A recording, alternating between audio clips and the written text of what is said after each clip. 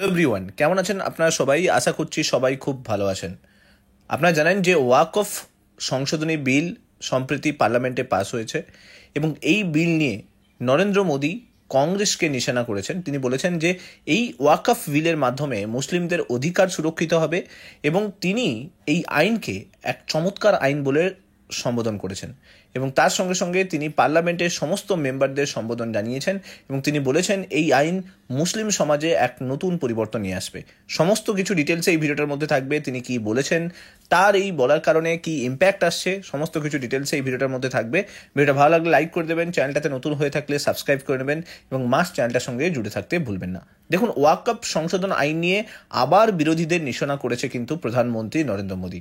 একই সঙ্গে তিনি এই আইনের প্রশংসা করে তিনি বলেন যে সামাজিক ন্যায় বিচারের দিকে এটা একটা বড় পদক্ষেপ। তার দাবি, এই আইন কংগ্রেসের তোষণের যে রাজনীতি, সেই রাজনীতির বিরুদ্ধে একটা জবাব দিয়েছে। মঙ্গলবার এক সর্বভারতীয় বৈদ্যুতিন মাধ্যমের অনুষ্ঠানে এসে ওয়াকফ বিল নিয়ে নিজের মতামত জানান মোদী। তিনি মনে করেন যে এই ওয়াকফ আইনের মাধ্যমে গরিব মুসলমান, নারী এবং শিশুরা তাদের যে অধিকার সেগুলো কিন্তু সুরক্ষিত থাকবে। ওয়াকফ আইনকে অস্ত্র করে বিরোধীদের একের পর এক প্রশ্ন বানিয়ে বিদ্ধ করেছেন মোদী। তার কথায়, তোষণের রাজনীতি নতুন নয়, স্বাধীনতার সময় থেকে এই তোষণের বীজ বপন করা হয়েছিল। দ্বিজাতি তত্ত্ব ও সাধারণ মুসলিমদের সিদ্ধান্ত ছিল না এই যে মুসলিম তোষণ বা হিন্দু মুসলিম যে দ্বন্দ্ব, সেই তোষণের রাজনীতির মাধ্যমেই কংগ্রেস কিন্তু ক্ষমতায় এসেছিল। কিছু মৌলবাদী নেতা অনেক সম্পদ পেয়েছে এই তোষণের রাজনীতি করে, কিন্তু প্রশ্ন হলো সাধারণ মুসলিমরা কি পেয়েছে, গরিব মুসলিমরা কি পেয়েছে? তিনি এই প্রশ্ন করেন। মোদির দাবি, গরিব মুসলিমরা নিরক্ষরতা পেয়েছে, গরিব মুসলিমদের মধ্যে বেকারত্ব বেড়েছে। অন্যদিকে মুসলিম মহিলারা শাহবানুর মতো অবিচারের শিকার হয়েছেন। সমগ্র সমাজের স্বার্থে, মুসলিম সম্প্রদায়ের স্বার্থে তিনি এই আইনকে চমৎকার আইন বলে দাবি করেছেন এবং তিনি সমস্ত সংসদকে অভিনন্দন জানিয়েছেন। একই সঙ্গে তিনি বলেন যে এই ওয়াকফ বিল পবিত্র চেতনাকে সুরক্ষিত করবে এবং মুসলিমদের অধিকারকে সুরক্ষিত করবে।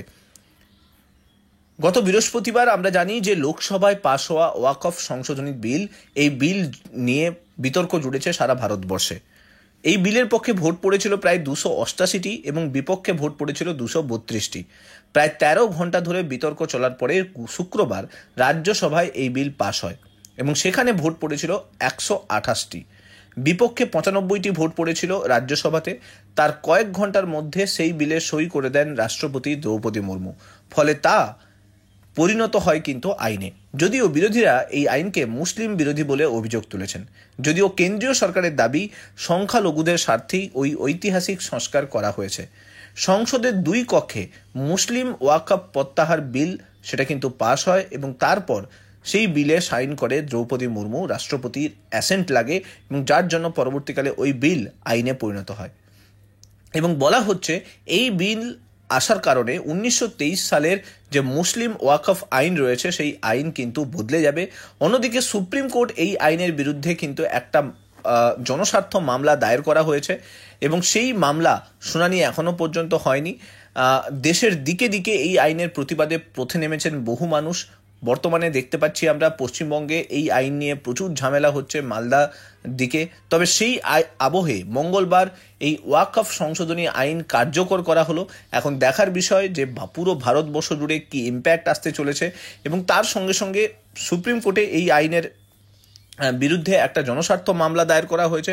সুপ্রিম কোর্ট কি বলছে এই আইন নিয়ে, তার দিকে সারা ভারতবর্ষ তাকিয়ে ডিটেলসে আমি আপনাদেরকে ডিসকাস করে বললাম যে নরেন্দ্র মোদীর তরফ থেকে এই বিলের সম্বন্ধে কি বলা হয়েছে এবং সেই বিল কি পরিবর্তন নিয়ে আসছে, সমস্ত কিছু ডিটেলসে থাকলো।